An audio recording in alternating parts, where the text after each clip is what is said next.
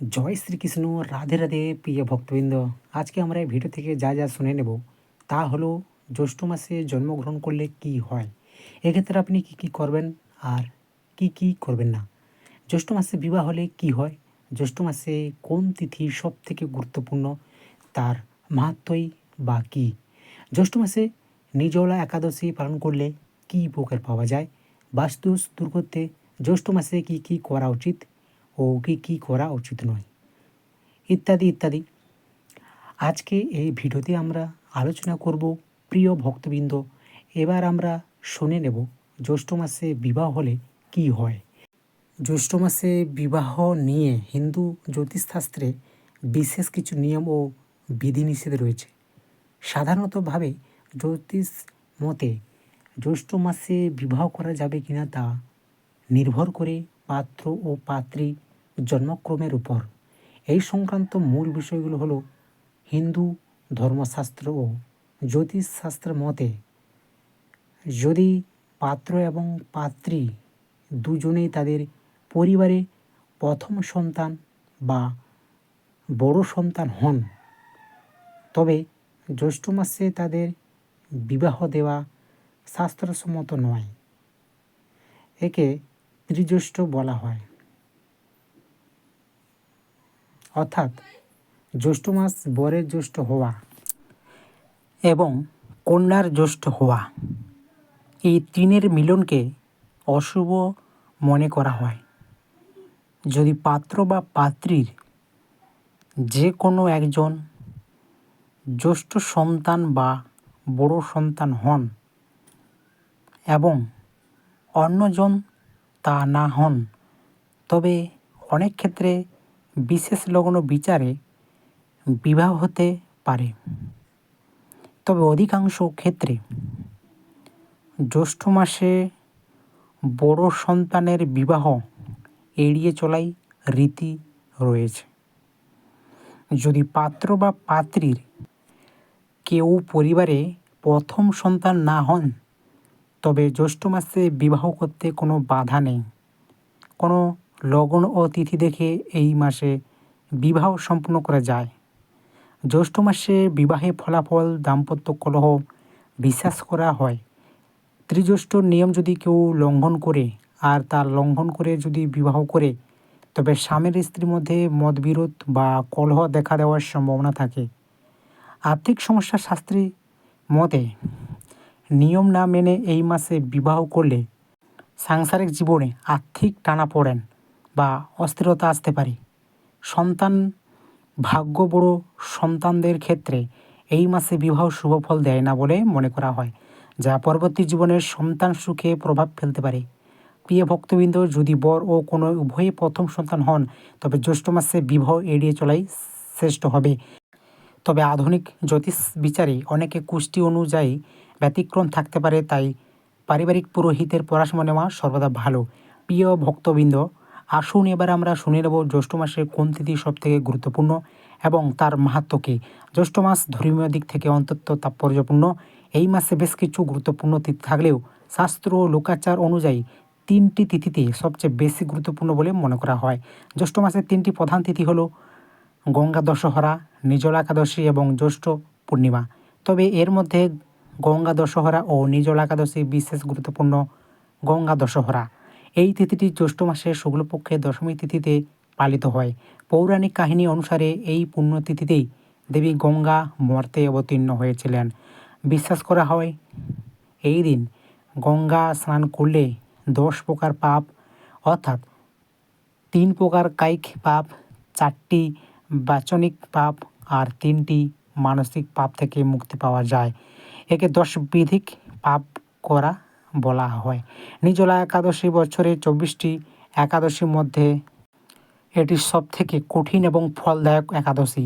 এই তিথিতে জলপান না করে উপবাস করতে হয় বলে মনে করা হয়। কেউ যদি বছরে অন্য কোনো একাদশী পালন করতে না পারেন, তবে কেবল এই একটি একাদশী নিষ্ঠার সাথে পালন করলে বছরে সব কটি একাদশী পূর্ণ ফল লাভ করা যায়। জ্যৈষ্ঠ মাসে পূর্ণিমা তিথিটি সতী সাবিত্রীর কাহিনীর সাথে যুক্ত। এই দিন বিবাহিত মহিলারা বটগাছের পুজো করেন এবং সাবিত্রী সত্যবানের কথা স্মরণ করে স্বামী দীর্ঘায়ু কামনা করেন। এছাড়া এই দিনটিকে দেব স্নান পূর্ণিমা বলা হয়, যা বিশেষ করে জগন্নাথ দেবের স্নান যাত্রার জন্য বিখ্যাত। প্রিয় ভক্তবৃন্দ, জ্যৈষ্ঠ মাসের সেরা তিথি কোনটি? যদি আধুনিক উন্নতির কথা বলা হয় তবে নির্জলা একাদশী সবথেকে গুরুত্বপূর্ণ।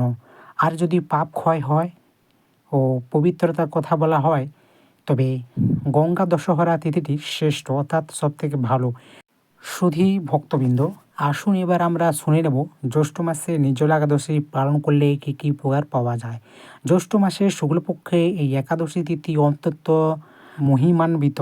বছরে যে 24টি একাদশী আসে তার মধ্যে নির্জলা একাদশী পালন করা সবথেকে কঠিন। এর আধ্যাত্মিক ও শারীরিক উপকারিতা ও অপরিসীম। শাস্ত্রমতে এই একাদশী ব্রত পালন করলে যে ফলগুলি লাভ করা যায় তা হলো, মহাভারত অনুসারে মহর্ষি বেদব্যাস ভীমসেনকে বলেছিলেন যে কেউ যদি বছরে অন্য কোনো একাদশী পালন করতে না পারেন তবে কেবল এই একটি একাদশী জল স্পর্শ না করে অর্থাৎ নির্জলাভাবে পালন করলে বছরের সবকটি একাদশী সমান পূর্ণ ফল লাভ হয়।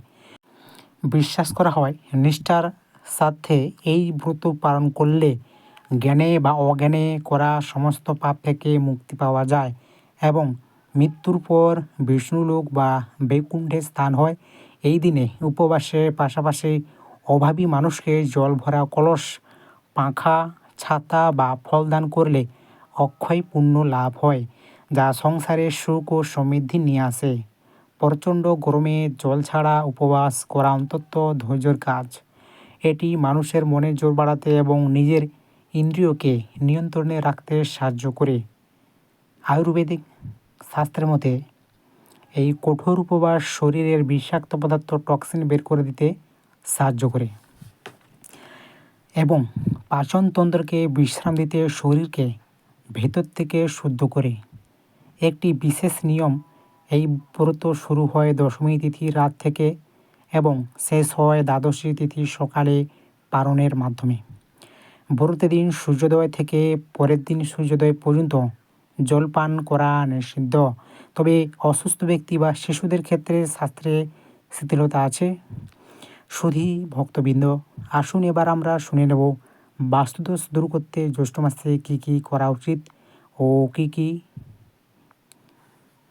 করা উচিত নয়। জ্যৈষ্ঠ মাস প্রচণ্ড শক্তির মাস, কারণ এই মাস সূর্যদেব তার পূর্ণ তেজ থাকেন।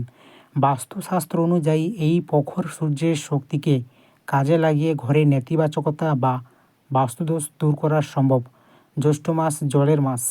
বাস্তুদোষ কাটাতে বাড়ির উত্তর পূর্ব কোণ অর্থাৎ ঈশান কোণে একটি মাটির পাত্রে পরিষ্কার জল ভরে রাখুন। প্রতিদিন এই জল পরিবর্তন করুন। এতে ঘরের নেতিবাচক শক্তি দূর হয় এবং শান্তি বজায় থাকে। বাড়ির কাছাকাছি কোথাও বটগাছ বা অশ্বত্থ গাছ থাকলে তাতে নিয়মিত জল দিন। জ্যৈষ্ঠ মাসে বৃক্ষ সেবা করলে পিতৃদোষ এবং বাস্তুদোষ উভয়ই ভালো হয়, অর্থাৎ প্রশমিত হয়। এই মাসে ঘর মোছার জলে সামান্য সামুদ্রিক লবণ মিশিয়ে ব্যবহার করুন। এটি ঘরে নেতিবাচকতা শুষে নিতে সাহায্য করে। প্রচণ্ড গরমে অনেক সময় ঘরের বায়ু ভারী হয়ে যায়। প্রতিদিন সন্ধ্যায় কর্পূর ও গুগল ধুনো জ্বালালে বাস্তুর শুদ্ধিকরণ হয় এবং পজিটিভ এনার্জি বাড়ে। বাড়ির বারান্দায় বা ছাদে মাটির পাত্রে পক্ষীদের জন্য জল ও শস্য রাখুন। এই সেবামূলক কাজ বাস্তুর অনেক বড় দোষ কাটিয়ে দিতে সক্ষম। আর কি কি করা উচিত নয়? বাড়ির উত্তর পূর্ব কোণ বা ঈশান কোণ কখনোই নোংরা বা ভারী জিনিসগুলো দিয়ে চেপে রাখবেন না। জ্যৈষ্ঠ মাসে এই স্থানটি অপরিষ্কার থাকলে পরিবারের সদস্যদের শরীর খারাপ হতে পারে। বিশেষ করে যদি বাড়ির বড় সন্তান বা জ্যেষ্ঠ সন্তান পরিবারে থাকে, তবে জ্যৈষ্ঠ মাসে নতুন বাড়ি তৈরি, ভিত পুজো বা ঢালাইয়ের কাজ শুরু করা এড়িয়ে চলাই ভালো। জ্যৈষ্ঠ মাসে জলের অপচয় করলে বাস্তুর উপর খারাপ প্রভাব পড়ে এবং আর্থিক অনটন দেখা দিতে পারে। তাই জলের কল নষ্ট থাকলে দ্রুত সারিয়ে নেওয়া উচিত।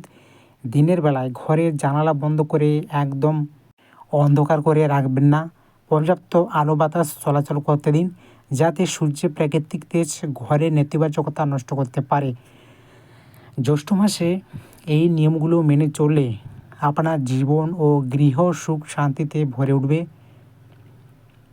জ্যৈষ্ঠ মাসে জন্ম হলে কি হয়, কি করবেন আর কি করবেন না।